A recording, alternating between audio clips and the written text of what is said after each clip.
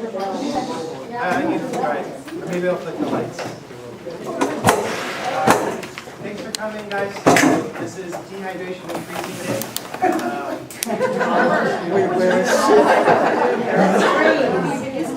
To follow up to our pickling class that we had 4 weeks ago and our tomato preservation class which we had 2 weeks ago. And we also have a soft spreads class coming up in 3 weeks, I believe, September 9th. So,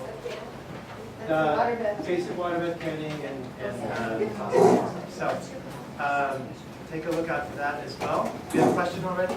Has registration opened for that class? Not yet. It will very shortly. Keep an eye out. The thing is that I'm going to sign and then it says that You've got to do it like instantly because these classes Yeah. fill up like that. Classes are super popular.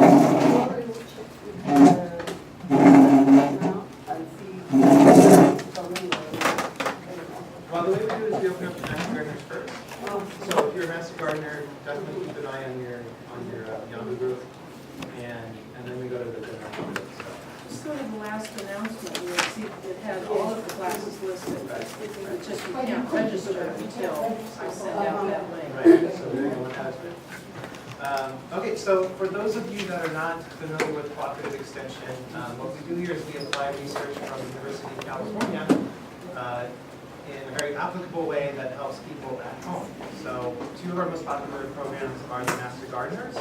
We have the Master Gardener Coordinator with us here today, Yvonne. And our program is the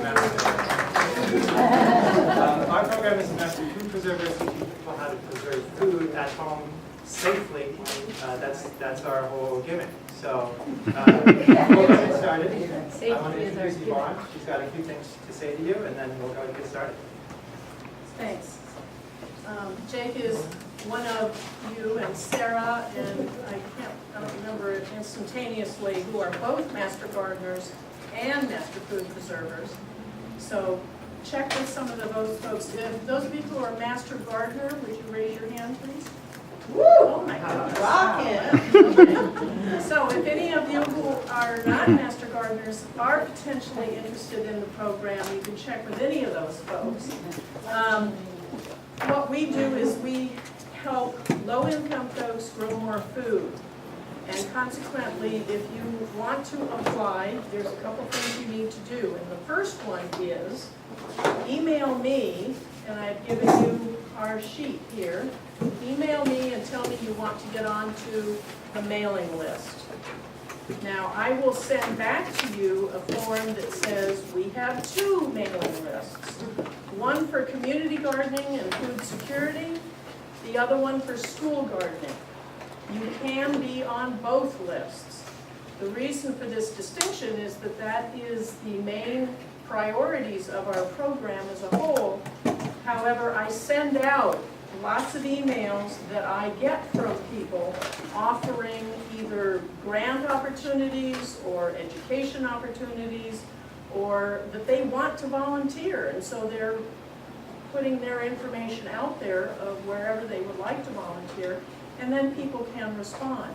And I have about 2,000 people on these mailing lists, and it's really a mode of communication with those different kinds of resources.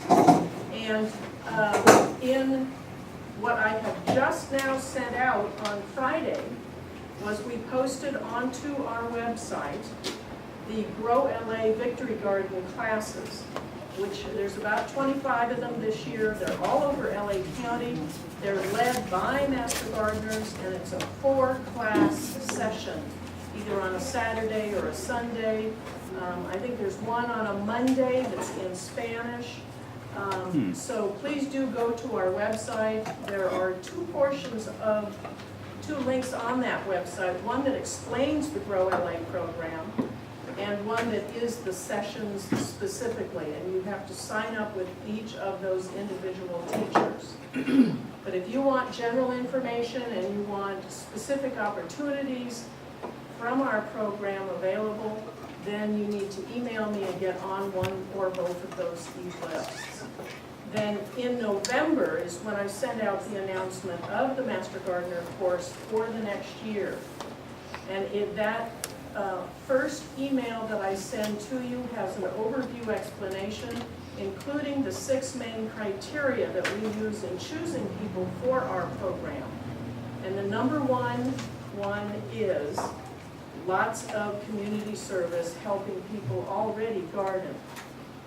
So if you haven't done a lot of that already, you're not going to be looked on very favorably in terms of being accepted. You do need to do that, because I need to know that you're passionate about helping people grow food, and you're already on your own taking care of a lot of those resources.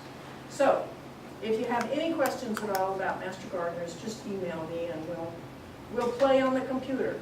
Okay? Thanks much.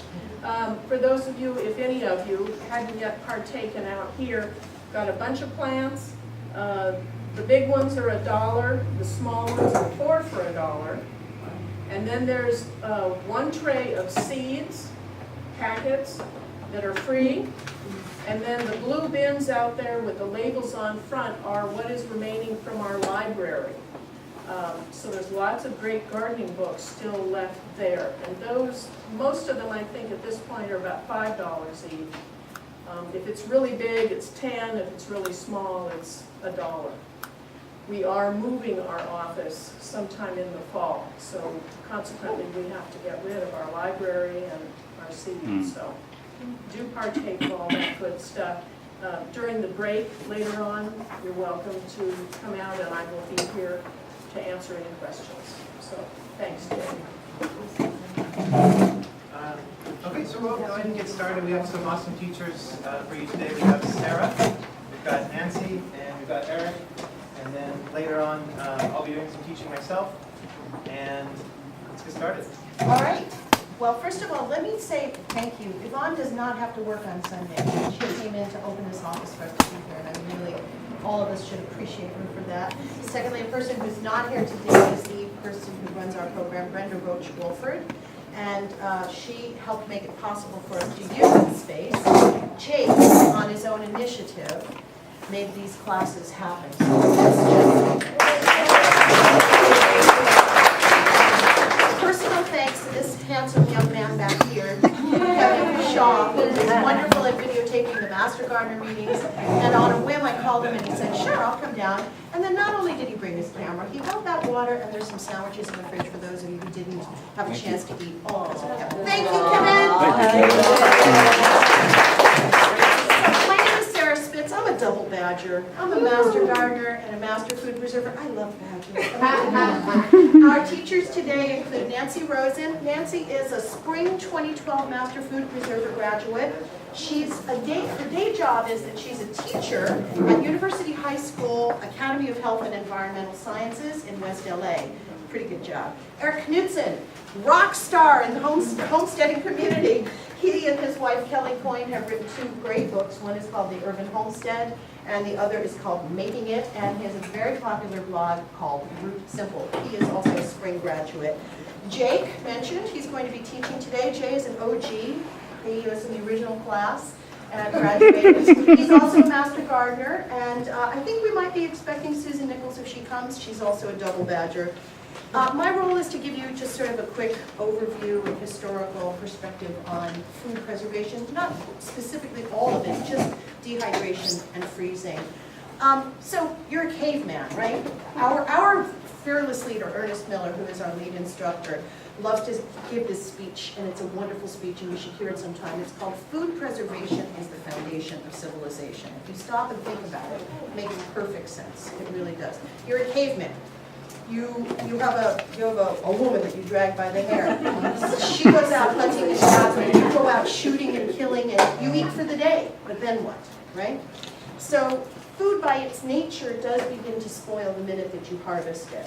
Food preservation gave ancient peoples the opportunity to settle down, both to move around and carry their food with them so they could look for more food, and to settle down and join a community and try to figure out how to feed themselves for the future. Every culture that we know of has basically used the same basic preservation methods, freezing and dehydration. Makes perfect sense. Why? It permeates culture at every step in our history. We harnessed nature to keep our food fresh, right? You live in Siberia, you have to put your food on ice. You live in the tropics, you put your food in the sun. Either way, it's going to be preserved. And dehydration itself is one of the oldest forms of preservation known to us. The first dehydration that we know of, primitive peoples were dehydrating grasses, roots, meat, berries in the sun. The most natural way to do it, of course, is with the sun or the wind. So we see evidence in the Middle East and in the Oriental cultures that they were actively sun-drying foods, get this, as early as 12,000 BC. I don't know how we find these things out, but we do, and it is true. And I actually used a tested source for that one, so we can count on that as being true. Later cultures were leaving evidence of wild meat, of game, of domestic animals, I guess they were eating them. Dehydration could get you through times of drought, could get you through a freezing cold winter when food is very, very scarce. The nutritional nature of dehydrated food and its lightweight, of course, made it possible to carry, your doggy bag with you wherever you went to go next. Vegetables and fruits were known to be dried from the earliest times. By 6000 BC, grapes were being cultivated in what is now Armenia, Azerbaijan, and Georgia, the country, not the state, alongside plums and prunes. Suddenly people are going, hey, these taste better than the fresh fruit. Let's do more of it. Let's, put some more in. They probably said it in a different language.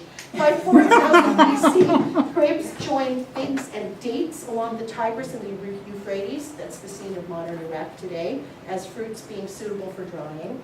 By 2440 BC, we are finding evidence from the Egyptians that they were growing grapes especially to make them into raisins. By 1500 BC, Indians, Persians, and Arabs are not only using dried fruits in their foods, they're also using it in their stories of the Arabian Nights. By 500 BC, dry grapes were called currants, which was a corruption of the name Corinth in Greece, where vineyard culture was just really beginning to take off. And figs became a staple of the Greek diet, and our Athenians called themselves friends of the fig. Between 218 and 203 BC, Hannibal powered his army crossing the Alps with raisins. I think it was a sugar rush. In the Middle Ages, they were building specific houses called still houses, and they would put fires in them. Then they would dry their fruits and their foods and their vegetables in these still houses, and in some cases smoking their meat, so double duty. The Phoenicians hung up their fish to dry in the wind. The Chinese dried tea leaves, they dried rice, they dried eggs. I have to figure out how they did that. And they've been finding dehydrated grains in the tombs of Egyptians. Christopher Columbus carried dried fruit on the Nina Pinta and the Santa Maria. And I also read that Scott Carpenter, the astronaut, took dried fruit into space, so one long voyage to the other.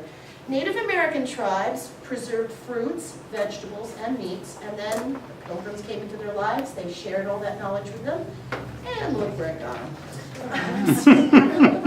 By 1790, the political comment is mine, not the UC's. By 1795, I haven't been able to find any images on the internet or anywhere yet, of the first dehydrator that was designed by the French to control temperatures and airflow to dehydrate food mechanically. The French, by the way, also created a competition that resulted in the creation of the first pressure canner, but that's another lecture for another day. We have a dried fruit history in California, and it goes back to 1856 when Frenchman Louis Pellier introduced Californians to dried plums at his Santa Clara Valley nursery in 1856. By 1876, you've heard of the Thompson grape. Well, William Thompson was a Scottish immigrant. He developed a seeded raisin, and in 1876, the raisin industry was launched thanks to him. And depending on your point of view, this fact may be good, it may be bad for civilization, but 1941 is the year that the dry soup mix industry became an industry, and Lipton and General Mills and Kraft became household names. If, however, you live in Siberia, you don't have enough sun to dry your mukluks with, let alone your dinner. So what do? You use ice. You have plenty of it, make use of it. Fortunately, they had lots of it. The Chinese were using ice cellars as early as 1,000 years before Christ. And the Greeks and the Romans stored compressed snow in insulated cellars. The Egyptians and the Indians also discovered that if you put clay vessels that are porous and you let things evaporate, the liquid inside the center of the vessel develops ice crystals. There's a new version of that I've seen recently online. A high school kid created one of these for people who didn't have the opportunity for refrigeration in some of the hottest countries on earth in Africa. And in the United States, people made a living by shipping ice from north to south. They also, for those who could afford to build ice houses, they built ice houses to store their ice and to put their food in it to keep it obviously preserved. The ice house morphed into what we call the ice box. The ice box became the refrigerator and the freezers that we know today.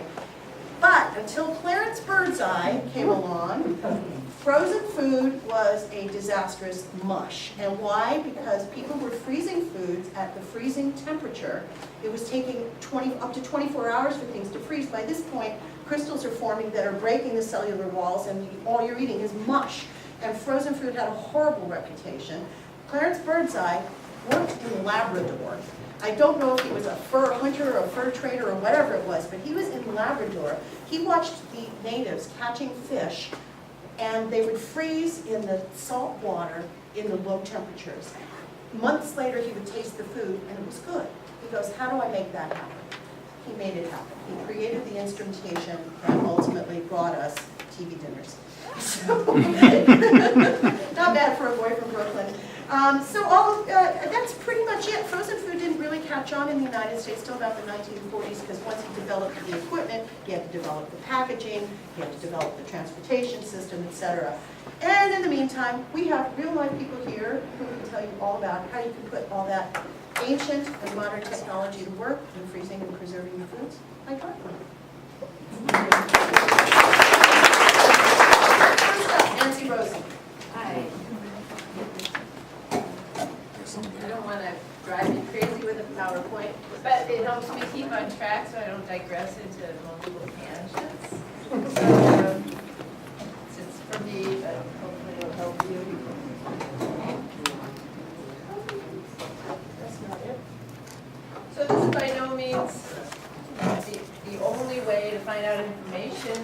There's hundreds of websites. All the cooperative extensions have information on drawings.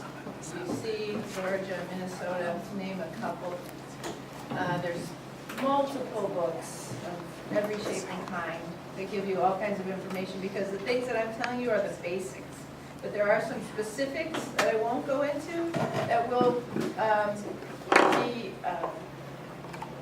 available should you want to, like if you want to do a bean, there are things that you need, a little bit of specific information. Now, as you see on the bottom, we have fish being dried. That's been going on for thousands of years, and it's still along the coast of Alaska, Washington. The fish houses come up right about now, and people move out there and live there for the next 3 to 7 weeks, depending on the fish, or all summer long, depending on where they're located, and dry their fish and hang out and get ready. Okay, dehydration is the ancient art of food preservation, as Sarah said. It is the original 10% solution. I don't think we can see it because of my choice of colors, but it looks good on the computer. Centuries, cultures have been preserving food to preserve protein, nutrition, minerals, vitamins, and the nutritional value by reducing the water content down by about 10%. So I have a little group participation, and I just have a few things, and I want you to just think about potatoes, carrots, zucchini, peppers, and peas. And which one do you think has the most water content? Potatoes. Zucchini. Okay, how many people think zucchini? How many people think peppers? How many people think, what did I say? Peas and carrots. Okay, so in order, the lowest to the highest. Peas have 78% water. Carrots, 88% water. Peppers, 93% water. And the What was the last one? Zucchini, 94% water. You're So you simple. guys were correct. Oh, potatoes are 71% water. So they're the lowest. I have about 30 of them here. I was going to give you a little quiz as a teacher. I love giving quizzes. But next quiz, if you take the next class, be ready for the quiz. Okay. So moisture is the art of dehydration is actually the way we reduce that water content, and we dry it in a way that is palatable for a long time. Okay. All right, for centuries, cultures have, okay, that's how you can see it. I guess that's why I left it there. Drying, why is drying a good choice? Yes, next one. Drying is a good choice because it's convenient, it's relatively simple, it's easy to carry and store. I mean, if you look at those jars right there, Sarah grew these carrots. There they are. Okay, this is about 10 giant, beautiful carrots. Right here. And then I took the other half and I ground them up into a powder, which I left at home, I'm sorry. And it fit into a container about this big, about 1.5 ounces of carrots. It But turned into. oh, so tasty. It's an essence, it's incredible, and it's something that you probably really, unless you've already, how many people have already done dehydration in their lives? Okay, so you know the possibilities. And once you start, it's kind of an endless, oh, aha, oh, I can do that, oh. So, you know, you can make your own spice mixes and your own special kazams, whatever Emerald does, this little pocket and splashes out of things. Okay, so flavors intensify. They taste way better, okay? They're sweeter. I have some samples for you. I'll let you taste all kinds of things. I have some half-done garden things I just pulled out of the garden, and there's peppers and tomatoes, and in this half-done state, I really like them. I mean, you wouldn't use them necessarily to preserve them for the long term, but for just adding into things, in a salad or a vegetable casserole, anything, you know, in your macaroni and cheese sprinkled on top. They're amazing, just like that. Okay, they're safe, and like I said, they're tasty. Okay. All right, some of the benefits of dehydration: the food can be enjoyed all year long. In times of crises, we're all about earthquakes here. Food storage, it provides a real compact way of storing your food and having food that'll last a long time being there. You don't have to always be worrying about eating it up, even though my problem is keeping enough dehydrated food because I'm always using it. Oh, that would be so good in this. All right. It's cost effective, especially if you grow it yourself. Yesterday I went to the market because I know they have some amazing racks where they get rid of produce. And I know where the good markets are in my neighborhood that sell stuff really cheap. I got like 5 eggplant for 50 cents. I got, you know, all kinds of things like that. It's no shame, no embarrassment. I feel like I've gotten the deal of the century. And I knew I was going to make a bunch of things for you, and I didn't have any bananas that were ripe enough. But this one, the Murakami market near my house, always has overly ripe bananas. So it's like I don't tell anyone, you know. But anyway, so, you know, it's like 50 cents, I got like 12 perfect bananas. They didn't want them, but I did. Okay, so it prevents waste, it's easy to store, and again, delicious. What did you do with those bananas? Oh, well, that's what I said. I made them leathers for them to try, because I had to give you samples, because you won't get it unless you taste it. That's my personal feeling. All right, so pure sun. How many methods are there? There's the sun. Okay, we have 2 methods of using the sun. Eric is going to talk about solar dehydration, but you know, you can put things out in the sun. You can put it in a mesh bag and hang it on a clothesline. I have some stevia here from my garden, and it's just taking over. So I just walked through, and it kind of attacked me, and it breaks off really easily, even when it's growing.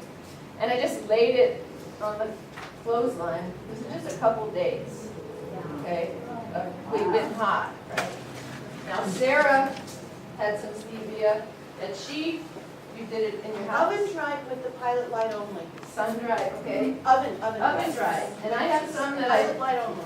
dried in my, just in my front, in my house on this little, like, just a mesh shelf where I can monitor it. So and they all have different flavors. They have a different intensity. And then I have some that I dried in the dehydrator. Our friend will talk about in a second. You have a question? Yes, I do. Are there any losses when you dry directly in the sun? I will get into that. Thank you. Yes. Thank you for being on my case. All right, wait, there's two. Oh yeah, we did them all. Okay. So, advantages of oven drying. May already own one. Okay, don't have to go out and buy something. It's not dependent on the weather, like the sun. Obviously, if it's raining and you have all your stuff out there drying, what do you gotta do? You gotta run home from work and pull everything out, bring it in the house. Can dry small to medium amounts, and maybe more cost efficient if you have gas or electric, depending on the rates in your area, solar, heating, everything's based on what you can afford, what you want to spend on this kind of thing. I've been dehydrating things for you in the last 2-3 days. I have to say, it was like a yoga studio.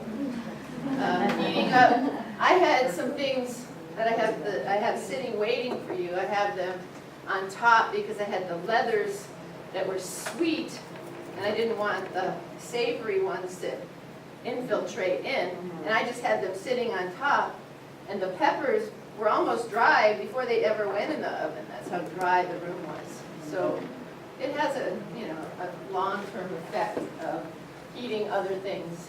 You could put it outside if you didn't want to heat up your house, but it does use electricity. And one of the disadvantages of an oven is a lot of ovens these days don't go that low, the temperature where we like to do dehydration. But the one good thing about a dehydrator is some of them have thermostats, some of them don't. Okay. All right, regardless of your choice, oven or commercial, the steps and preps and storage of dehydrated food remain the same. Okay, it doesn't matter if you want to use an oven or you want to do it outside, or all the other things are the same. So to produce delicious, nutritious, healthy, long-lasting food, the method of drying remains the same. Okay. All right, remember, safety first. All right, yesterday I cut myself. I don't know if you can see the bleeding, but I took care of it right away. So, doing a lot of slicing. So if you're not, I'm a trained professional. But even I use the mandolin, and Eric was saying to me, "Oh, you use a mandolin? You mean that? What do you call it? Thumb tip remover. Thumb tip remover."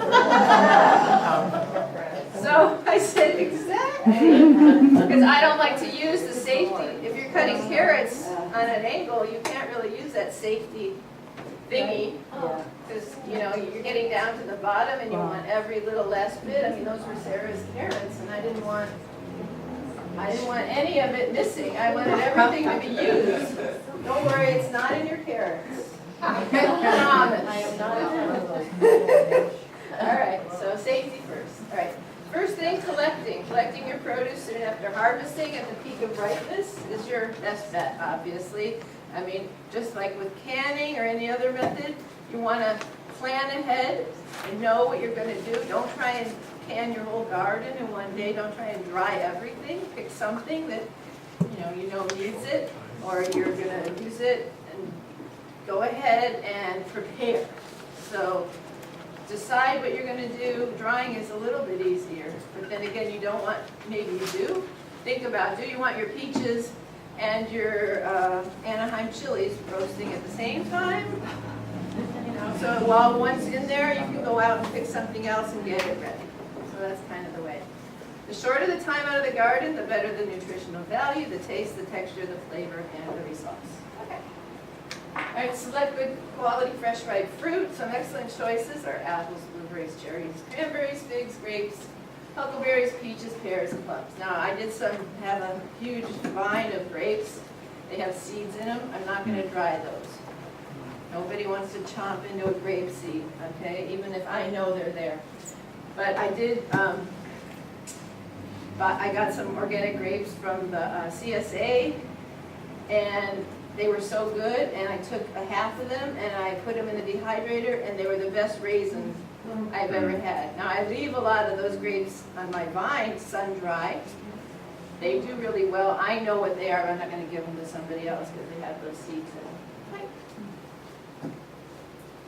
So then you're gonna wash them, peel them, slice them, cut them into uniform sizes for even drying times, and some fruits like grapes benefit from a quick blanch, so they do take about 2 minutes in a boiling water bath. Now the thing that I'll remind, I don't have it on the slide, but this water is good. Don't throw it out. Drink it, make a smoothie with it, make ice cubes with it, I don't care, make a soup. It's delicious, it's got all that nutrient and delicious flavor, so there's no need to like, oh, and dump it out and start again for that. Cooking water, right? Pre-treat for color, if desired. Food safety isn't necessarily affected. I have some peaches here. I didn't do anything to them. I had a peach crisis where I just had like every peach on my tree was ripe at the same time, which is an excellent reason for what am I going to do with it? I froze some, I made some sauce, I made some jam, some chutney, but still, this is about 5 pounds of peaches. Now, these get eaten up, now I'm starting to hoard them. There's no more peaches. Because this is all, you know, besides for all the things I had frozen and canned, so this is the last remnant. I mean, you can pass it around, you can smell them. Treating is, it's not just blanching, right? No, so treating, I think it's the next slide. There's 4 different ones, I forgot one, and I looked at it when I was checking it. So there's lemon juice, 1 cup to 1 quart of water. There's I use ascorbic acid, 1 tablespoon to 1 quart of water. Ball makes a produce protector, which is part ascorbic acid and part citric acid, and then there's sulfur dioxide. Sulfur dioxide, to me, is the least best choice. I personally don't. That's why I like making my own, because it doesn't have any sulfur dioxide. It makes a funny taste in my mouth, makes it all tingly. So that's why I love being able to do this myself, because I know it doesn't have any traces of that. And you have to treat it outside, and then, but it only affects color. I mean, it will have a small effect on flavor. The other ones actually usually enhance the flavor a tiny bit, but the ascorbic acid you can't really taste. The lemon juice has more of a flavor. Yeah. Okay, is there a difference between using lemon juice from lemons off your tree Yes. and lemons in a bottle? But Or not, lemon juice like, in a because bottle? we're not canning and for preservation of it's not a safety issue, where if you were canning and you were gonna use lemon juice, like a Meyer lemon versus a wild lemon, or whatever you found, or what's nearby, or what's next door in the alley, it won't matter for this. It would matter for acid bath canned, where you need a certain level of acid, so it has to be measured. But this is more for color only.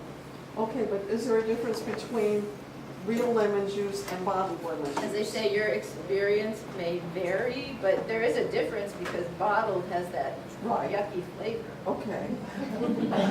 And are you putting this in a bowl of water and then Yes. just dipping the fruits? You're not soaking it up to a half an hour, It's just for color. just for color. So you're using lemon juice versus the ascorbic acid you purchased? Right, or the ball produce protector, which I haven't even been able to find. I've looked at, like Bed Bath & Beyond and Osh, and I've looked at a bunch of other places. So can you get ascorbic acid without the sulfur? Yes. And how do you do that? That's something that I missed that part.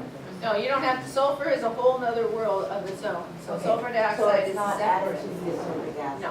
Okay. But, yeah, What's a bulk produce protector? It's a Commercial It's product. a commercial product made by the people that make all these jars and things, and it's, you know, it comes in a package like this. Yeah, this isn't it, though, otherwise I would actually show it. Oh, sorry. It just comes in a package that you can buy, and I couldn't find any, and I didn't order it. You can order it from the website.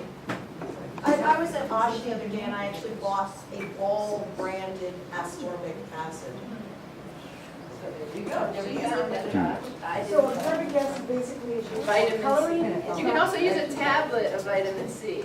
Okay. That's what I. Yeah, it prevents browning. Prevents browning, Yeah, exactly. Oxidation. All right, then you slice and dice into uniform pieces. The better, the more uniform, the better.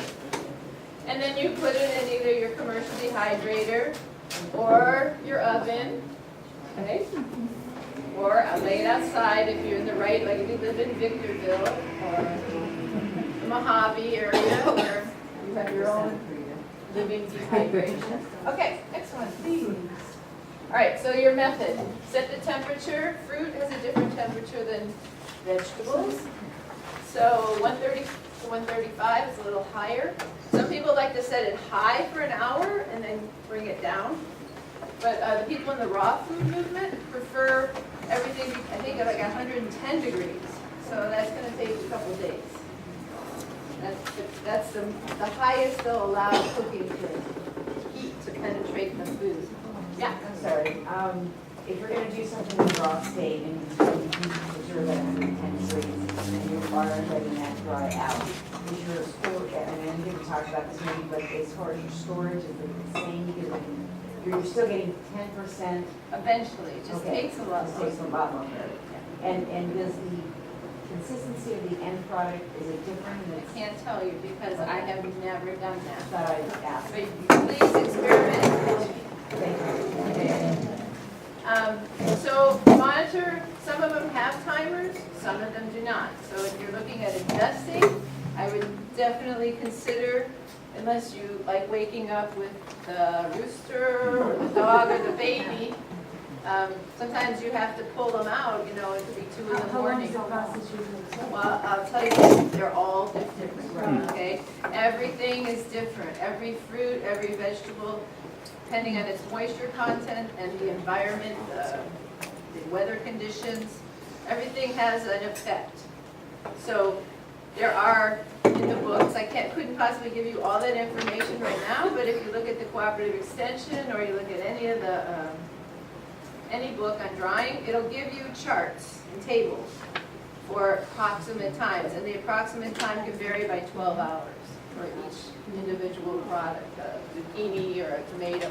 I have some tomatoes, little cherry tomatoes, a couple of them that Sarah gave me, that I didn't cut in half.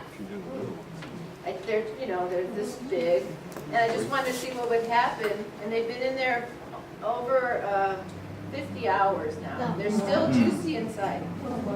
I tried one that tasted amazing, but the liquid is still.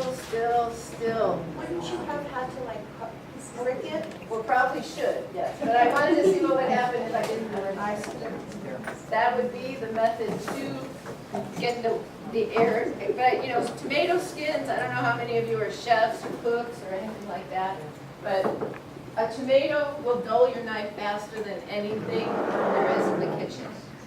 Tomato skin, what keeps all that water and juice in, is very tough. It looks sweet and soft and everything, but it's impenetrable in some ways. And as you can see, when I tried to dehydrate just the little grape tomatoes, tiny little cherry ones, they're still soft and loose and juicy. Explain conditioning. Okay.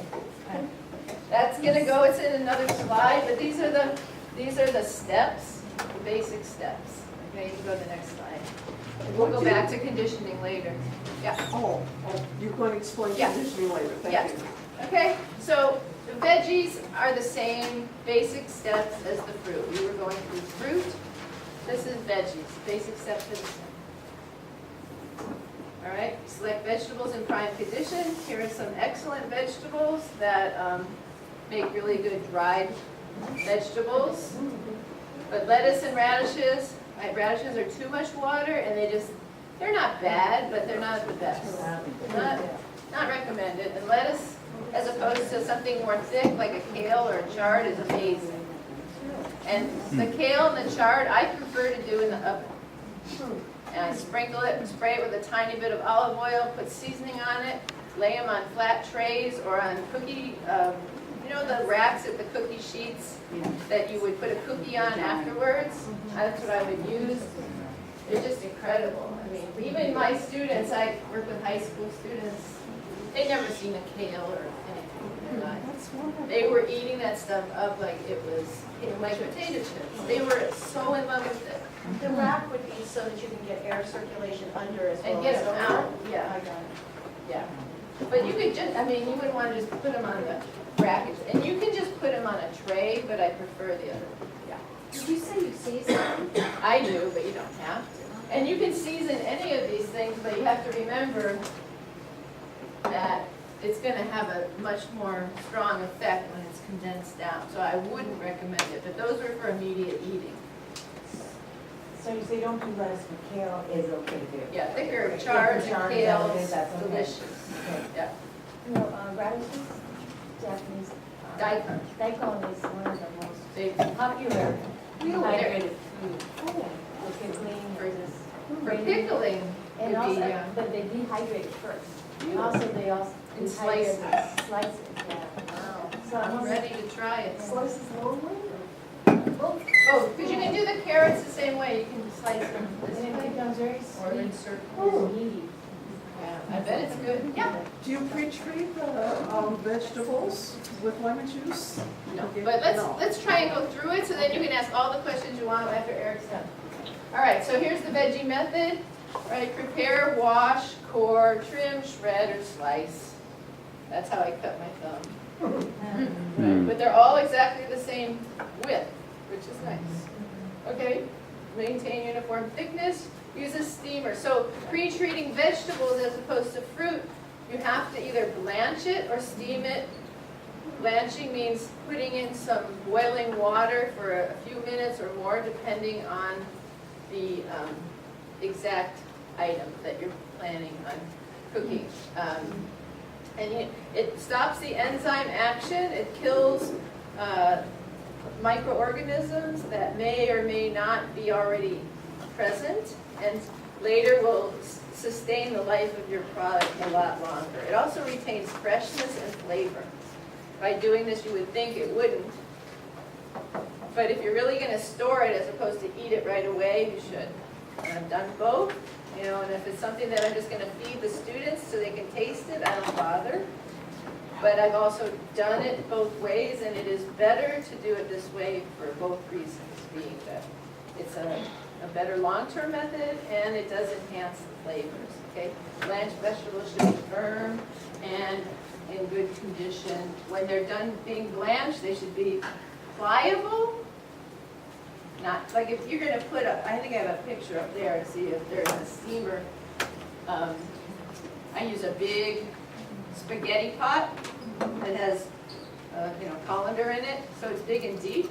You don't want to crowd them so much that not everything gets the heat. Steaming takes longer, but it's a better method of retaining all the flavors. But there have been studies done that show that foods that are actually blanched in water retain, for the exact short period of time, retain almost nearly as much, under 3% difference in all the minerals and everything. Would collards be good for drying? Yes, collards are great. And turnip greens, even, things like that. All kinds of greens. All right, so you're gonna put it in a little ice bath. I just went and bought, I used up all my ice because it was so hot, it melted so fast, so I went and bought a bunch of those fake ice cubes, so I wouldn't have to use so much water. You know, they're like they have some kind of refrigerant in them, but the outside is plastic, so they don't water down your drink. So I used my Bed Bath & Beyond coupon and bought about 4 of them. So I can just pop those in. Okay, then you're gonna blot it dry. There's some paper towel.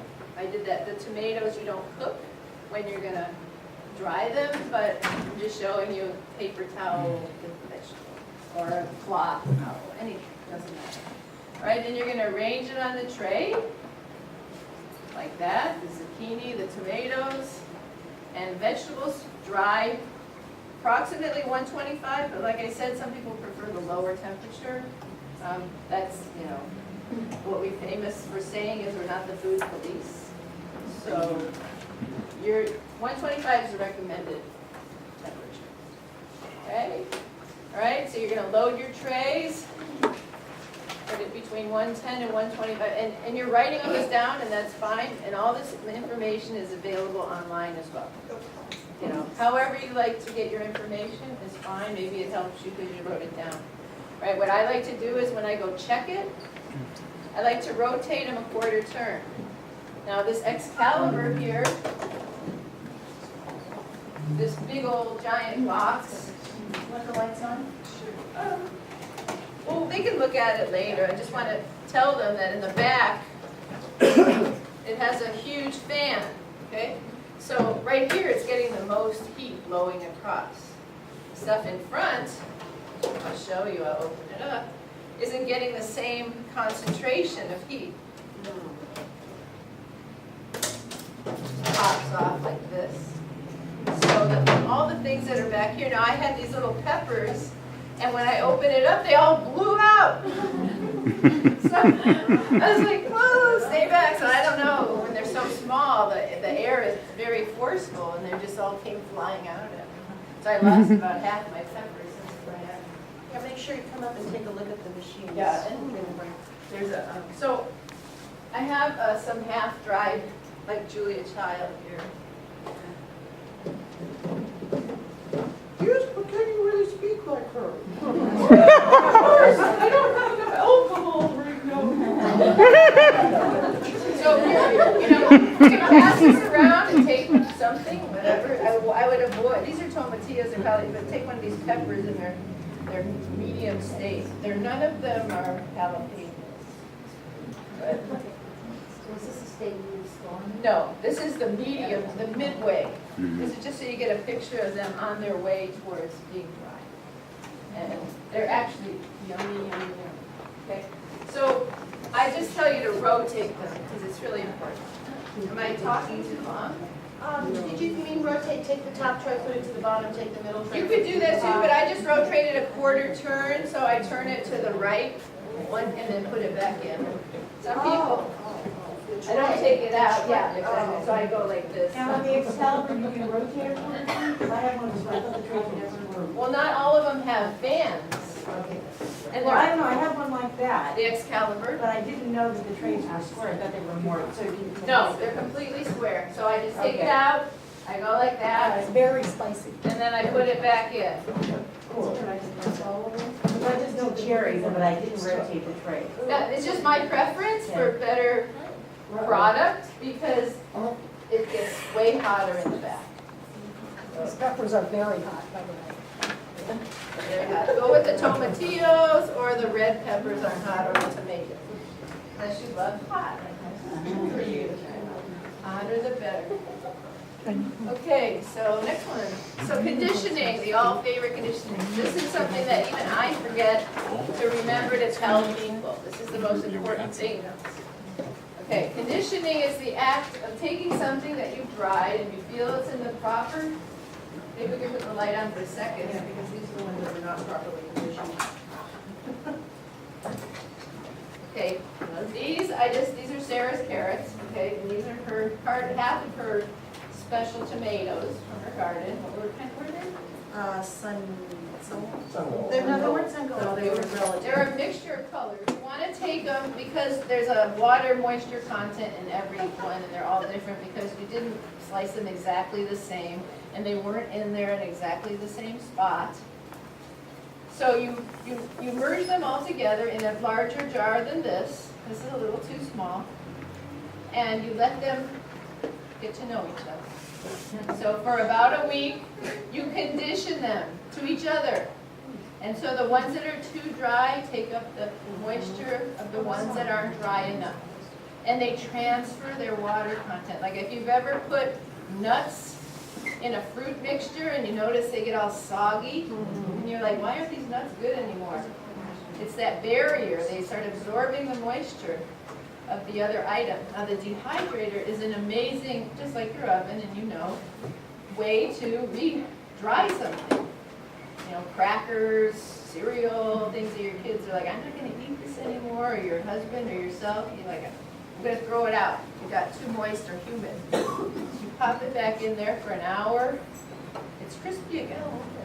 So your oven can do the same thing. It doesn't have to be a commercial item like this. So here's the carrots and the tomatoes. They're in their conditioning state. I will move them into something else, but I just wanted to show you how small it is. But Is yeah. there a percentage of airspace to volume of product? I mean, is it like Well, 1/3 to 2/3 You ratio? mean for conditioning? Yeah. They just say a large jar, something where there's more room for them, they're not all, their moisture isn't so much that they're filling up the jar. Okay, is it better to use glass or plastic as matter? Well, I prefer glass, because it doesn't take on the, Smell? Yeah. yeah, I mean, this is Sarah made some beautiful things, but I don't think she conditioned them, right? Condition them right. Okay, so they've changed a little color. You can pass these around and smell. They're delicious. You can eat it. It You can smells so eat that good. stuff, it just didn't look very pretty. The other thing is how you store it. And if I don't have a slide on it, I can tell you that for every 10 to 15 degrees above 60 degrees, the optimal temperature storage is 60 degrees. How many people live in a 60-degree home? Nobody. But if you have a refrigerator that's extra, that you could leave at 60, or if you have a cellar, like in Michigan, where I come from, or you live in the mountains in Mammoth, you're going to have some of those days. So for every 15 degrees above that, it's going to shorten the shelf life of your product and deteriorate faster. But we have other ways of dealing with that, which we'll get to as soon as I'm done talking to you. All right, next one. All right, so there's the version. That's how the veggies looked when I made them on the tray, and that's how they ended up in that little jar. So you can just see, you can crowd them all you want, and there's going to be so much room. That was about 14 hours. Uh-oh, needs a medic? Yeah, we're gonna go to that right now. Okay, next. So herbs. Herbs, you can dry them out in the sun. You can dry them you can put them in the microwave, 1 minute at the most. Put it on 30 seconds in a paper towel, right here. It's amazing how fast. I took some of your lovely herbs at some time.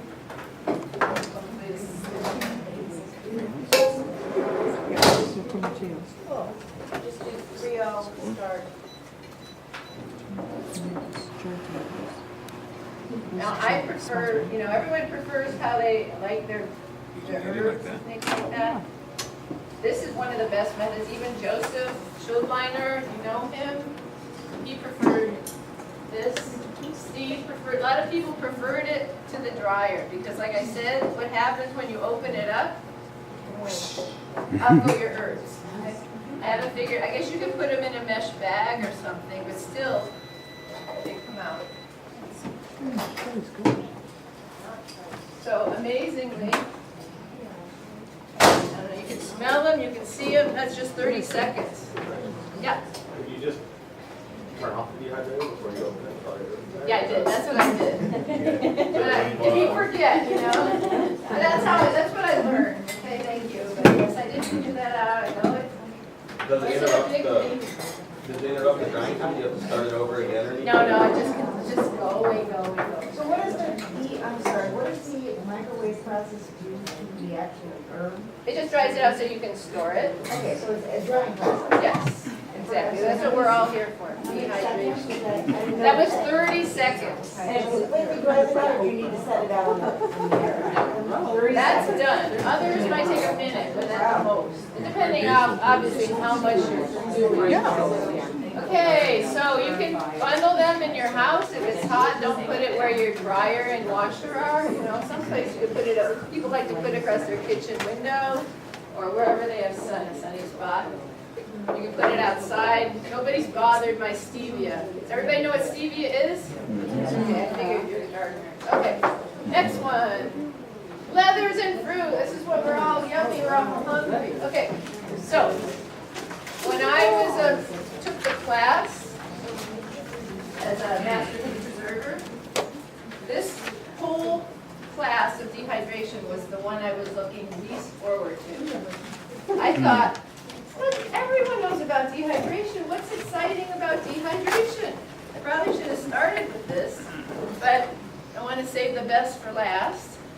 And two of our teachers who came literally blew my mind about this concept, which was the leathers. You know, I've been feeding my kid fruit leathers, my children and stuff, and okay, Mom, they're not as good as gummy bears or Swedish fish, but they're not just for adults, they're not just for kids, they're for adults as well. And I'm going to show you, you know, besides the most basic thing of taking some peaches, I was going to make some for you. I brought some, but we don't have a blender, so I'm just going to demo it after I quickly go through this, all right?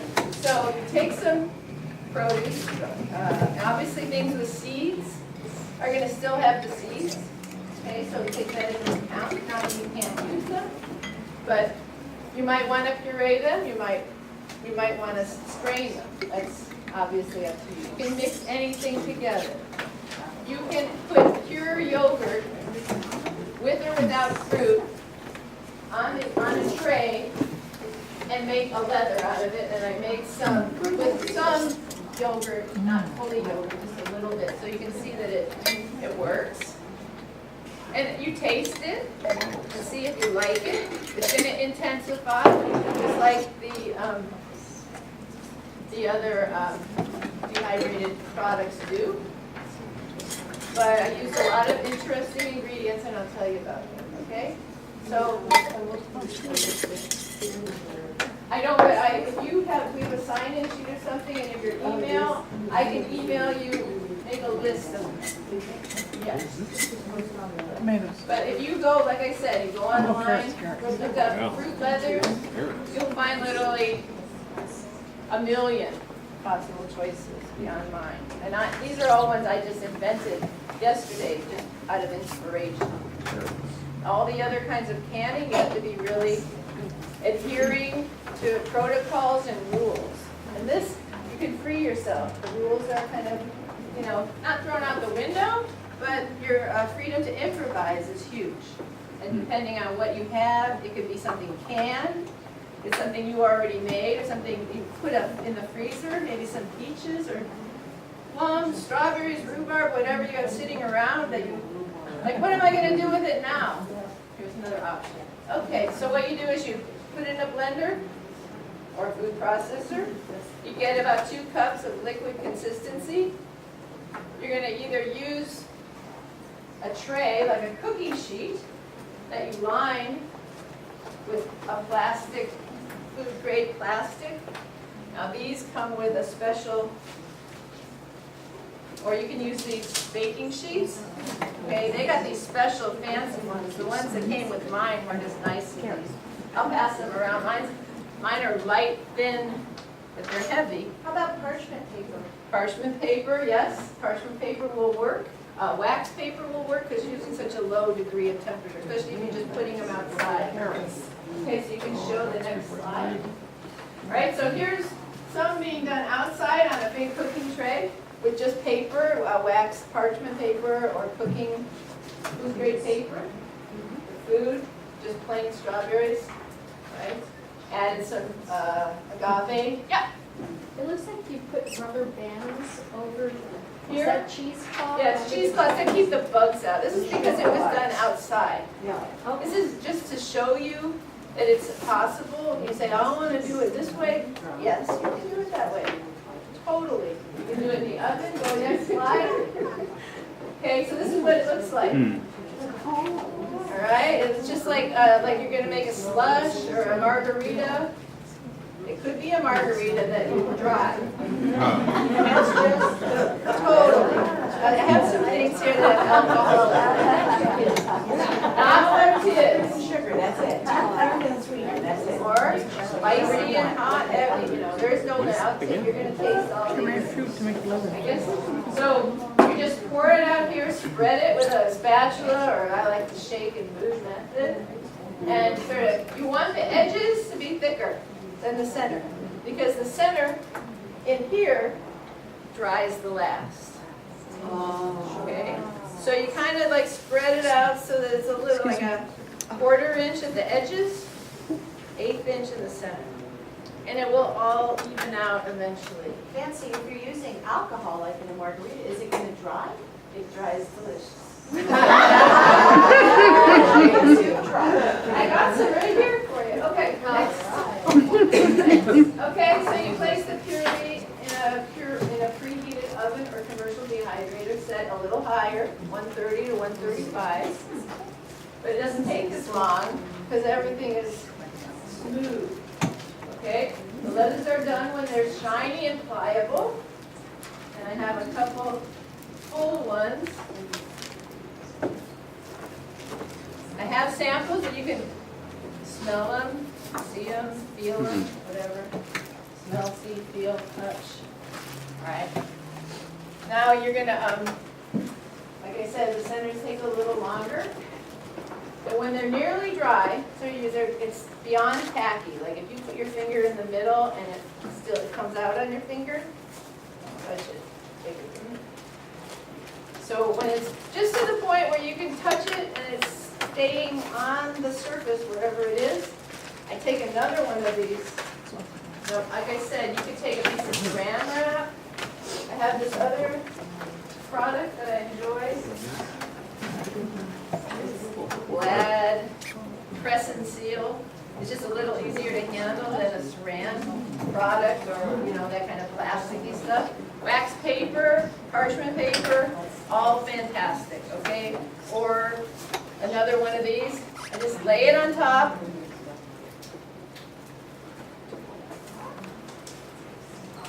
So let's imagine there's a fruit leather here. Oh, thank you. Okay, fruit leather, almost done. Touched it. I put this on it. I tip it over. I put that on the bottom. And then I peel the leather off, okay? I don't know if you're good at peeling things, but you gotta make sure all the edges, you kind of get them all down. And then it'll all come off. And you'll have something like that that I'm passing around, depending on what you made with it. Okay, next one. Can I ask And after you do that, I put it back in for an hour. So it dries on the other side. Yeah. Yeah. Do you think it would be possible with a fruit leather puree to pour it into some kind of mold or cookie cutter to create more I would do that aesthetically later, pleasing shape? Okay. after you've made it. After you made it, I see Then you- people that have made bows out of them, that you can like wrap gifts of food. I've seen all kinds of shapes made into like checkerboards. I mean, literally, there's no end to what you can do with it. I'm sure your mind is reeling with ideas. And please, share those ideas. So here's without the plastic or paper. You can just use a, I like to put it and chill it, because all the ones I have for you here are like slowly going melting. So if you keep it cool, it's easier. I just use the scissors afterwards and cut them up into little pieces in the rolls, like this, okay? And then just like in the store, you can unroll it and eat it. Which I can't unroll right now. But I'm going to pass these around. This is a rolled one. There should be, that's the problem. You can pull off a piece, and I'll give you another piece if you want. I don't care. It's just that they've all stuck together. Okay, now that one's coffee, banana, coconut, rum. Okay. This one is This one is peach and plum from my garden. Pretty basic one.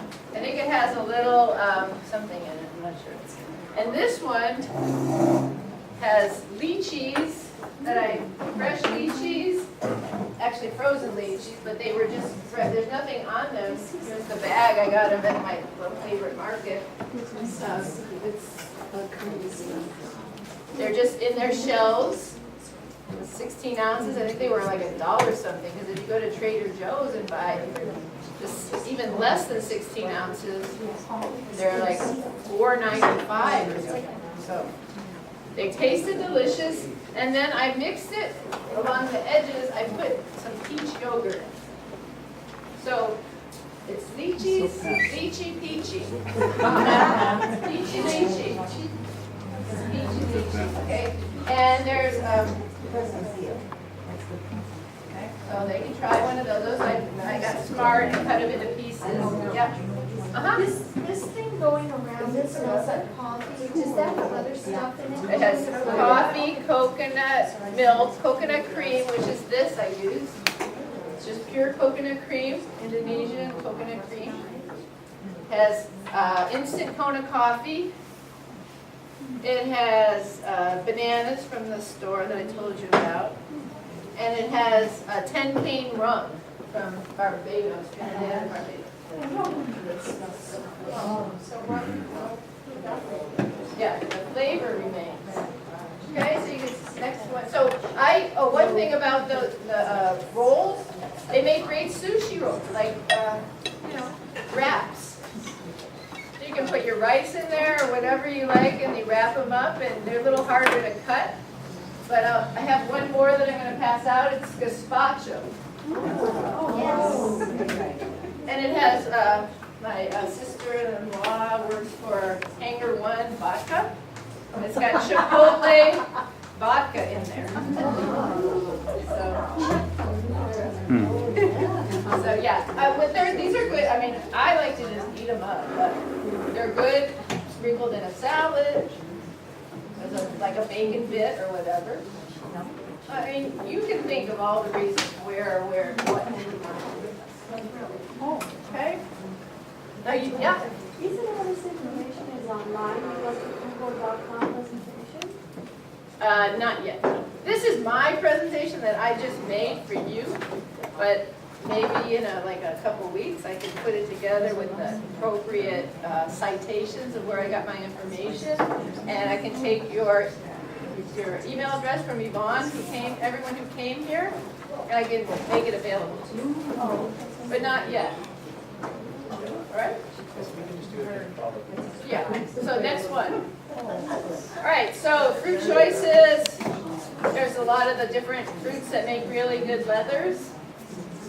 Banana, blueberry. Bananas are good binders. If it's something that's really liquidy, banana puts it all together, which is what the yogurt does as well. Makes it all put together, kind of holds everything. You can, like I said, you can just take a container of yogurt or add your own jam and spread it out just like I described, and that's all you have to do. And you can eat it. You know, I thought about it only today, and I don't know, but I'm going to try it. But I haven't heard much about it, but I'm sure you can. I mean, but I can't say officially. Okay, so you can add your herbs, you can sprinkle your dried items back on top if you want, or you can dry them. I've seen images on the web where people sprinkled slices of strawberry along the way in beautiful patterns in the fruit leather as it dried. Oh, looked really cool. All right, next one. You tried this here. I haven't, but no, can't speak on that. Okay, so moisture is our enemy, and any ways that we can get rid of it, you know, we're dehydrating, but then as soon as it gets back out of the dehydrator, look how hot it is in here. We're all sweating, okay? The fruit is absorbing that same moisture. So preventing that prevents mold, prevents deterioration, losing flavor, color, intensity. Okay, freezing obviously is an option, you know, but then you're kind of going against this idea of like, Aaron's idea of being totally natural kind of, you know, like when the apocalypse comes, are our freezers gonna work? Slime is the poorest flame vessel. So, you know, or I do a lot of hiking and camping, I don't have refrigeration. So I want it to be good as it was when I left my house. So, you don't have to condition fruit leather, but moisture makes, like you can see how stuck together it all is and everything. So, cooling it, keeping it cool under any circumstance helps, but you don't have to keep it cool. Just keep it away from other things, sort of all get embedded together. Next one. All right, so you can use these little packages. Sarah has one. You can save them from other foods. A lot of imported foods come with them instead of throwing them out. Get a little jar and toss it all in there. Say, I'm going to use it for my things. Thank you very much. I'm so glad you did. Really tasty. Okay. So, Do you know what desiccants. Bernie also said you could use dry milk, powdered milk, as a desiccant in like a packet of some sort. Fruit leather. I looked up different ones. These were the, I mean, you know, you put rice in your salt shaker. You could probably make a little coffee one? package. That's the coffee. Oh, I thought this is. Okay, this one, we're almost done. The end. So now we're on to Eric. Thank you so much.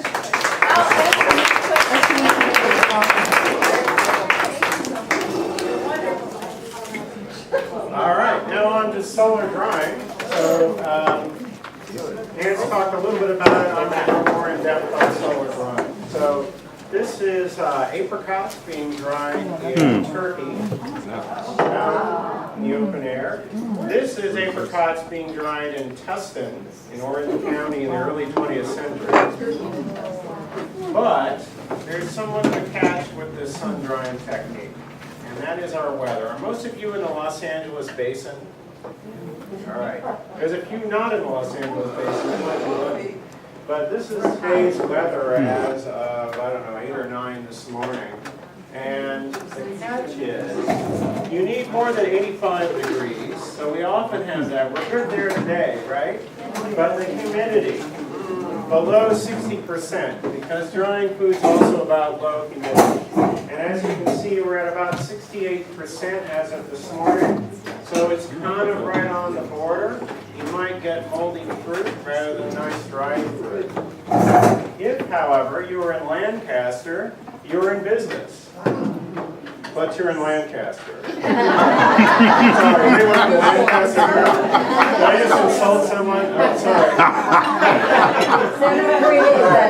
Well, beautiful place. Anyway, but great place to dry fruit because or vegetables. It's 31% humidity and those nice, really super hot temperatures. All right, but there's a way to do it with the sun. And since many of you are master gardeners and maybe you teach school gardens, things like that, there are solar dryers that you can make that will lower the humidity and boost the temperature a little bit to make drying food in our coastal influenced, slightly moist climate a little easier. And I'll show you how to make some yourself. That's not the you could, of course, get a wood-fired one if you own a full farm, but that's almost a pain in the ass, tending a wood fire for 12 hours. No, thank you, that's an old historic one. Large farming operations often use a kind of greenhouse that has airflow through it. So you can do a big operation, that's another option. Or you can order a giant electric-powered dehydrator from China there and start your own commercial operation, but I figure most of you probably are not in the market for one of those. Plus the Mayan apocalypse is supposed to happen later, so all the fossil fuel that power that will no longer be working, right? So I'm going to show you, first off, a really nice solar dryer that I built called the Appalachian Solar Dehydrator. And at the end of the talk, I'll give you an internet resource where you can download plans and everything for this really nice solar dryer. The way it works, it looks a little bit like a pinball machine made by meth heads, or a medieval pinball machine or something like that. But the way it works is sun hits a solar collector, which is a kind of glass box with a screen in it. That screen heats up, and guess what? Hot air rises and rises up through a bunch of trays and out the top. Very simple. I'll show you a more detailed illustration here. So this is exactly the one I built. So it's got, again, got a piece of black screen material here, an opening here, a vent. Everything has screens on it, by the way, keep the bugs out. Cool air comes in, it's heated up by this black screen, rises up, and out through these vents here. These vents can be regulated to regulate the temperature. So you can maintain similar temperatures as you would in the fancy electric dehydrator. This is the one I built. I'm not a master carpenter, as you can see, but I did manage to recycle my back door that was broken, actually. So that's the glass top for it. There's a black screen in there, some aluminum foil, and that black screen heats up and rises up through that back box there where the trays are. There I am drying some figs. Figs and tomatoes are the main things that I've used this for. And the inside, it's all insulated, by the way, with insulation. And it's made out of plywood. And it sits outside all the time on top of my garage roof, actually. What's the footprint? The footprint is why it's not here with you today, because it is rather large, but I'm going to show you a smaller version of it. It's about, I don't know, 6 or 8 feet long, something like that. It's really, really heavy. You can make it with wheels so it can be rolled around. I made it so it can be outside all the time. It's painted, sealed, everything, so it's just outside on the roof. The materials involved this second were 2 sheets of plywood and a few other miscellaneous things, some insulation and stuff like that. If you're clever, you can scavenge it. Yes? You dry figs and tomatoes. For the sun-dried tomatoes, how long does that take? So it takes, and I'll explain it, you have to bring everything in at night. So this is really sort of after the Mayan apocalypse, after your Excalibur fails, a little bit of a pain. So it's 2 or 3 days for most things. Taking it in every night, putting it back out in the morning. Well, Another question, yes? that probably answers my question. I was wondering on the roof if you got predators, like rats, possums, raccoons, but if you take the food in with them. The rats, possums, and raccoons are also edible, so they are harvested and then dried for possum jerky. We used to have a Doberman actually took care of that. Now actually I do have possum things, but you definitely do not want to leave food in this thing overnight because again, we're in a coastal climate, so at night it cools down, there's moisture, and it will rot instantly. And I've done that many a time, forgot to bring the food in, and it gets moldy. So every night you got to bring it in. Whatever sun drying technique you're using, it needs to come in the house at night. This is a much simpler version, cardboard. It's the same principle. And again, actually, I'll tell you an internet resource at the end where there's plans for all this. Again, exactly the same idea, except it's made all out of cardboard and scavenged piece of glass or plastic. The same principle can be used to heat your house, actually. So these are, again, the same box with a black screen in it sticking out your window for the winter time. This is another version of a solar dehydrator. It's by a man named Evan Fodor, say that 5 times fast, who wrote this book, Solar Food Dryer, which has plans, again, for this dryer. It's similar, it doesn't have that extra box. So basically the sun hits a black screen at the bottom of this thing. It's open at the bottom, so there's an airflow, just like the other one. That airflow is just enough to lower humidity so that you can dry here in the sun, basically. Again, the same idea, a little bit simpler construction. I haven't built one of these, but I'm fairly sure it works. This book is in the LA Public Library, too, so you don't need to go on Amazon for it. There's a diagram, but once again, hot air rises, so it's a convection principle. Cool air comes in the bottom, there's an absorber plate, in this case some sort of screen or black metal, and then it rises up through the food trays, through the top. Again, the same idea. One of our other master food preservers, Stephen Rudisell, built this, which is, again, exactly the same sort of idea, except instead of a closed box, this is also a clear material. But again, same principle, hot air rises, collector plate, food trays up the side of the back there. There's infinite variations actually on this. This is in Africa, another very simple cobbled together solar dryer, again to fight that humidity. I'm sorry, on your previous screen, I don't understand what that absorber plate, how it works if the food trays are between it and the sun.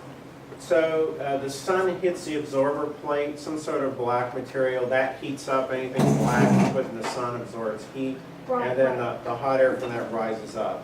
But those food trays are on top of that. Yeah, so I think there's still enough sun getting to that absorber plate for it to work. Okay. I mean, the engineers who designed, it was actually a group of engineers who designed that Appalachian dryer that I showed you first, would probably argue their design is better because the absorber plate is not obscured by the food at all, and the food is kept out of the sun, which, you know, I don't know if that matters that much, but that they would probably argue that it's more efficient.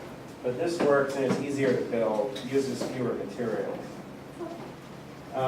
Your handout, I think, shows you about if you did live in Lancaster and wanted to do a simple system. Actually, Dan showed you too. If you're in a dry climate, you can just put stuff out in the sun and cover it with cheesecloth or some sort of screen material to keep the bugs out, and you're good to go.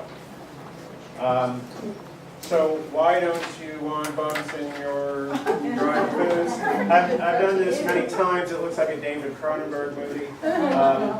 Pantry moss, ladies and gentlemen. So this actually was a batch of tomatoes I did in Excalibur inside, and somehow pantry moss got into it. There's an easy way to fix this, which is I often will just automatically put the stuff that I have dried in the freezer at 0 degrees for 48 hours, and that will kill all the bugs in it. It's basically a way of pasteurizing your dried products so you don't have this problem. The other thing I would recommend is keep not putting all of your sun-dried tomatoes in one big jar, just in case there's, don't put all your eggs in one basket, right? So I tend to split it up in multiple jars in case there's a bug issue. Food safety when the Mayan thing happens to us. Right. Then. But you know, those pantry moth larvae are probably edible too. You know, so you probably just batter and deep fry them. Probably really good with sauce. Right? So there's a few problems in the Mayan apocalypse with our solar drying. One is we often will get a patch of cloudy weather, so that's something to think about. You have to kind of think ahead weather-wise when you do the drying. It's like you're going to have a couple of days of sunny sun, hopefully. I looked at the weather this morning again, and it said it's going to be a little cloudy later in the week maybe, so that's something to think about. And again, when you go night clubbing in downtown Los Angeles, you have to remember to take in all of your food when you're sun drying at night so that it doesn't get moisture. These Native American women are sun drying meat outside. Not a recommended practice. I mean, they're doing it fine, but if you're going to do meat, I would not use one of these solar dryers. Better to use the Excalibur over there. Wait, but Eric, wait. I mean, people have been drying meat Yes, they in have. the sun and in the wind for thousands and thousands of years. They're more adventurous than we are, and they have stronger stomachs, I think. So, one of the so you take a chance when you do this kind of thing. So judging from the performance of my solar dryer, I would not dry meat in it. I don't think it would work. I think it would go bad at night. And then this climate where these people are looks awfully dry, I will point out. So it might work here, it might not. So it's, you know, all of these things are highly dependent on where you live and context, right? And the sorts of foods that you eat. And so in this climate, maybe not this practice. Or you can go buy one of these, should the mine apocalypse not happen. The Excalibur, we've mentioned many before, we're not pimping for Excalibur here. It really is the finest, it is the Cadillac of food dehydrators. Some of them come with a timer, that's mentioned. If you don't have a timer, get a timer for a electric timer for a lamp, and then you don't have to come home from the night clubbing at 2 in the morning. You can dance until 4 in the morning and not worry about your over drying your tomatoes. If I could just throw in a note about the Excalibur, if you buy directly from their website, I think it's drying123.com, you will be able to purchase it with a timer. If you buy it on Amazon, it's not going to come with a timer. And putting them on is a pain and not necessarily very effective. So personally, I would recommend, if you decide to buy one, to go directly to their website, drying123.com. They vary in price. You'll find them sometimes on sale for about, well, it depends on the size. Getting 5 tray, getting a 9 tray, getting a smaller one. They can range, I only know the 9 tray price, which is about, when it's on sale, $2.59, usually about $2.99 with the timer. A 36-hour timer and 9 trays. It's also really good for if you make your own yogurt. It's like the perfect Yeah. temperature, or for warming up cultures and things like that, for bread and stuff. It's just a perfect little environment for those kinds of things. You take out the trays, of course. And Eric, don't get the smallest one. When you start drying food, you'll realize you need lots of trays because the food takes up a lot of space. So get the larger one and just sneak it in when your husband or wife is not looking. They will not miss it. They won't miss that. They won't miss that counter space. Do not get one of these pieces of crap. Someone gave me one of these. It is junk. I then passed it on to someone else. There's a couple examples over there of what not to get. Okay, VOC, piece of crap. Some of them it's impossible to regulate the temperature. The temperatures in the one I was given were above 170 degrees, meaning it was cooking food and not drying it. And it does not have the even airflow that the Excalibur does. These things perform far worse than my solar dehydrator does. Solar dehydrator works a lot better than this thing. Much more even drying, and you're not cooking food. These things cook food, forget about it. The only thing it's good for is the shape, if you like it. Maybe if you recycle it into a lamp or something. I don't know. Fish tank. Fish tank. There we go. So again, here we are in Africa using a very simple, and so I encourage you to explore some of the solar dryer projects and solar cooking projects. They're great for school gardens, again, for community gardens, for teaching classes, inexpensive ways of doing things. You can see here in Africa, they're using just pieces of plastic and some scrap lumber to do exactly what I was just describing. If you plan to visit the LA County Fair, Lisa Premack, who's one of our Master Gardener, Master Food Preservers, is bringing her giant solar dehydrator. It's going to be at some Fairview Farms. They have a garden, and it's going to be on demo mornings from, I forget which days, but go to our website. No, it's actually not there, so I can find that information out for you. So last slide here. So I'm going to put all of the plans for all of the dehydrators that I just showed you and link to that book and all the resources on my blog. It will be up tomorrow morning at 3 a.m. On civil.com. So everything will be there, kind of a summary of what I just said. And if you want to download the plans, the Appalachian dehydrator, those are there too. There's a link to the article with the cardboard dehydrator and a link to the book as well. And then also, builditsolar.com also has links to all of these projects and many, many, many more. Again, great thing for school gardens, great way to teach about solar energy, appropriate technology, and doing things on the cheap, right? Which we're in a great recession right now, right? So this is a wonderful way to preserve food, and we have lots of sun in Southern California, so entirely appropriate that we use the wonderful sun. So that's all I have to say.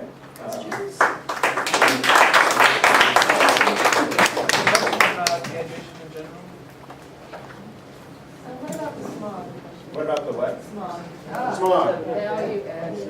I think, you know, it's like I'm breathing it every day, the smog, so it's one more little bit of edible smog. Maybe it adds a terroir. So, I don't know, I don't think it's so bad just a day out in the sun. And then plus, this thing is screened too, so I don't think a lot of smog is going to get in that, yeah. Were you saying the Nesco is not worth buying as well? Have you tried the Nesco? I have not, but I've not heard anything. I No. have a worse one. I have one like that, and it's bigger and flatter. It works, but I find it, the roundness of it, it works. I Okay, just found this to be way better. It's also tiny compared to the Excalibur, and again, Size. you'll be You can buy surprised how much more. space it takes. But you can buy more trays, right? Yeah, So it's but kind of collapsible and expandable if you want. I don't know, those circular ones, I would avoid. Okay. One of the problems I found with the motors in the bottom is that your liquid from your vegetables sometimes drips down in the motor and it's impossible to clean. And I mean impossible, because it's cooking on there.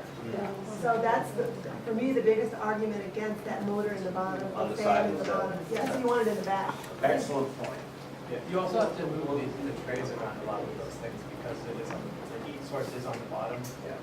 So you have to move things around a lot more than you would with the All right, break time. Hey, and by the way, reminder, if you haven't had lunch yet, there's a couple of sandwiches here. Running on the list.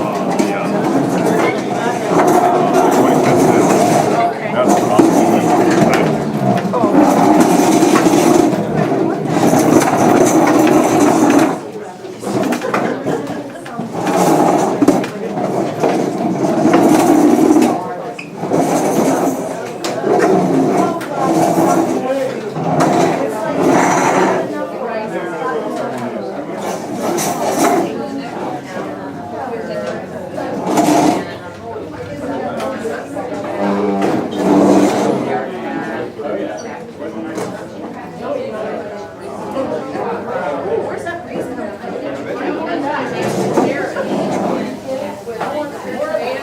I left it at home. I had a container like this, filled with that, so that's a container.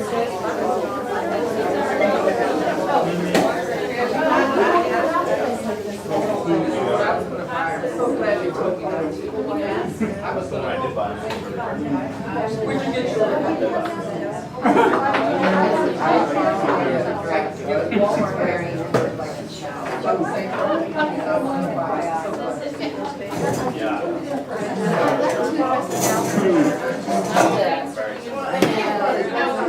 I think it's too hot.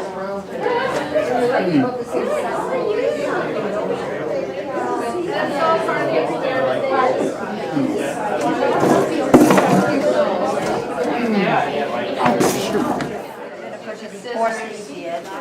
Yeah, that's me, that's what I do. So I'll show you, I'll open it up and show you how, I was just experimenting because I made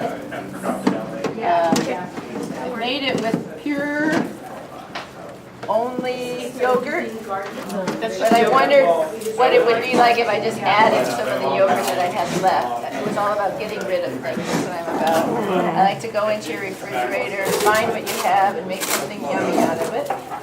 So, to show you how it looks. Now this one cooked a little too much because I fell asleep and I left it on. But it's good to know what it's like when it's cooked too much. It's still okay. It'll get eaten. Take it to school. They're like vultures. They're hungry. So you can see where the yogurt was. Okay, I just put blobs of it just so you could see it because I didn't want to blend it. But you could have blended it and make it my hair is in there. Oh dear. It's always extra special. So. So I just wanted to, and so I've seen yogurt combos where they've taken very thin strips of fruit, especially like a strawberry, and they've just put them in, and then you get this beautiful thing. Yeah. Or if you cut them into strips, and you had them laying out, I mean, you can weave them, make baskets. I mean, you can do anything you wanted with this stuff. I've seen people carve, make beautiful roses, things like that. But it wasn't be unless you tasted it that you would know how different and good it is. Because when I tasted that salsa that they first made, I made the gazpacho leather. That one went around. Did you try? I think yes, it So, was like that. yeah, so you can smell it. The gazpacho leather. But it didn't hold together because I had used olive oil in the gazpacho, so it kind of made like this mosaic. But, you know, it still tastes good and I'm still eating it and I'm using it in things. But I wanted to use it, I made it to wrap around rice, like a nori sheet. So the olive oil was the issue. So I don't recommend using olive oil if you want it to be that kind of consistency. But crumbled on a salad or something, wouldn't that be delicious? Well, in flavor, but I haven't yet noticed the texture. It doesn't vary, I mean, everything dries the same or something. Honey, yeah. When we took the class here, he brought in all kinds of ingredients. I mean, literally. Yeah, I wasn't sure. Everything. They used applesauce. I haven't seen you in a while. And then they added cherries or pears. We had all these different alcohols mixed in there. We had all kinds of Yeah, we bought fruits this and nuts. farm, and then I was. Everybody made a group, every group made a different one. And they were, the only ones that weren't were the ones that weren't turned and got too much heat on them and ended up like, this one's a little better because it's so moist now. I mean, Now the nuts, would wet you and- just They fine have- chop yeah. or puree? Puree in the blender with everything. So make it more like a nut butter. Right. Or just, you're not gonna make enough butter, you could use enough butter, but you're basically just throwing them in with all the other ingredients together, like a smoothie. Make your favorite smoothie and pour it on one of those sheets. Everyone gets their favorite, you know, because you know what you like already. Some people like bananas and strawberries, pineapple, There's just no limit.